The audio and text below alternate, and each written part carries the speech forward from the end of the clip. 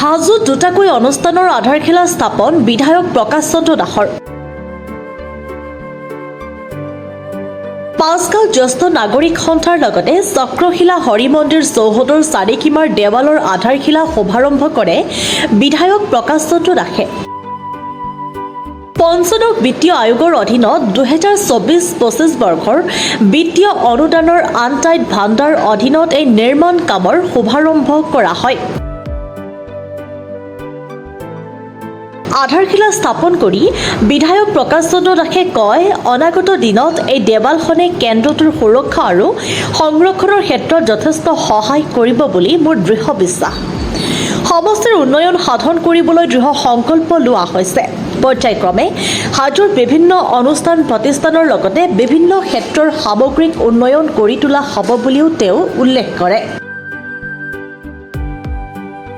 এই আধাৰশিলা স্থাপন অনুষ্ঠানত 1 নং পঞ্চতীৰ্থ জিলা পৰিষদৰ সদস্যা ৰীতা তালুকদাৰ, পাঁচগাঁও জ্যেষ্ঠ নাগৰিক সন্থাৰ সম্পাদক শংখধৰ কলিতা, বিজেপি কাৰ্যকৰ্তা পৰেশ দাস, কনিষ্ঠ অভিযন্ত্ৰা হলধৰ কলিতাকে ধৰি কেইবাগৰাকীও বিশিষ্ট লোকে অংশগ্ৰহণ কৰে।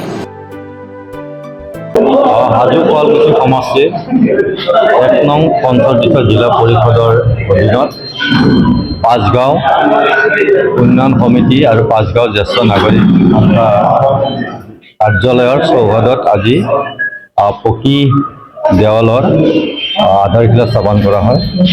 তেখেতসকলে এটা দীৰ্ঘদিনীয়া এটা দাবী আছিলে আৰু এটা সৌন্দৰ্যৰো কথা আছিলে।